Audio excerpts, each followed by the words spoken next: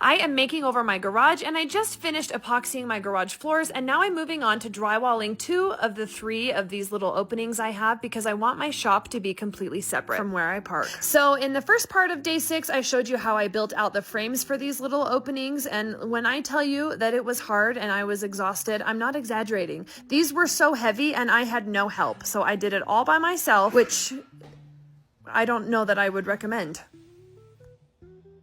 But now I'm going to move on to an even worse part of this project, which is drywalling. Now, drywalling is the worst. I have such respect for the people who do this professionally because it is such an art. It is such an art. Now, previously, when I have to have drywall work done in my house, I hire it out. But this is in my garage, and I figure I can probably make it look passable. It's not going to look perfect, but then again, I'm not a professional, and I'm totally aware of that. Now, my house is built out of 2x6s and 5/8 inch drywall, so that's what this is a sheet of. This sheet is 12 by 4 feet, and it is so heavy, and I am so tired. But I have to press on, so I am cutting this down to the correct size. Cutting drywall is really simple. You just score the back, and you just kind of snap it in the front, and then cut the front paper. What's not simple is that drywall is so heavy.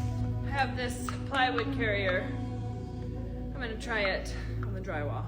So I got my little plywood carrier that I've had for a while, and I used that to carry this sheet of drywall over, and that's literally the only way I could have done this. This was so heavy. A full sheet of this 12 foot by 4 foot by 5/8 inch thickness drywall weighs about 100 pounds. So this is smaller than that. I did definitely cut it down, but it is still so heavy. But I did manage to get it into place because, like I said, when my husband's gone, I get 10 times stronger, and then I clamped it into place so I could screw it in, and then I promptly ran into said clamp. So that was really nice. And then I just secured this sheet of drywall to the studs using drywall screws. So you don't want to actually screw a drywall screw all the way through the paper on drywall. You just kind of want it to be barely indented. I repeated that process for the second little piece of drywall I needed for this area, and then I moved on and I drywalled the other opening. In hindsight, I wish I would have hired this out, but you know, I did it. And once more, let me just remind you, if you're watching this video, I am not a professional. I like to think that I can do most things fairly well. Drywall is not one of them that I can do fairly well, but once again, it's in a garage, so I really wasn't that concerned about it. But now it's time to mud and tape. So I'm using some dust-controlled joint compound and some paper tape. I'm putting joint compound over all the seams, then putting tape on top, and then trying to smooth